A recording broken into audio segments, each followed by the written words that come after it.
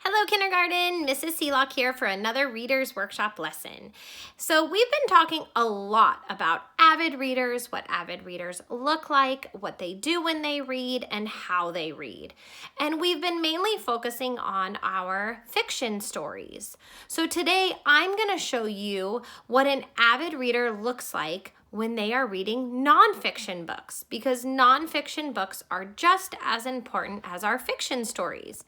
So I have a bunch of books here today that are nonfiction books.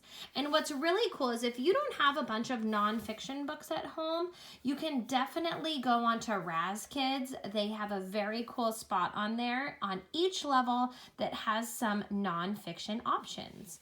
So here are some that I found in my house. I have bees, I have cattle, I have electricity, I have a bunch of different books here. And what you notice about nonfiction books, take a minute and look at some of these. What you might notice about the pictures, how they're different than fiction books. I noticed some things too. I noticed that the pictures are oftentimes real photographs, which is super cool.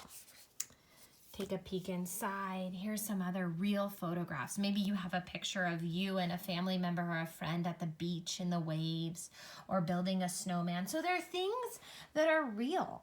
Maybe you've seen a cow before out on the San Ramon Hills. Definitely we've seen bees before at Quail Run. So these are all nonfiction books. Now, when you are an avid reader, you don't just read fiction stories, the make-believe stories about talking animals and unicorns and superheroes that can fly. You can also talk about nonfiction books, real life. So how you react to nonfiction books is also going to be a little different than when you react to a fiction story.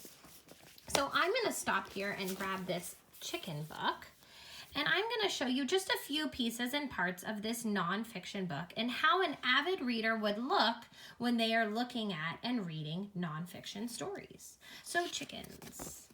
Wow. First thing I notice when I open a nonfiction book is that it has a table of contents. So it tells us what parts are going to be in the story. Now, not all nonfiction books have this, but a lot of them do.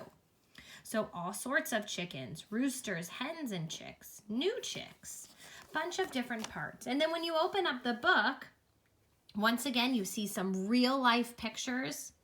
Maybe you have some aha moments where you're like, whoa, I've seen a rooster or a chicken before, or hey, I think eggs come from chickens. So they make you feel a different way. They make you react differently because a lot of times you can relate to them.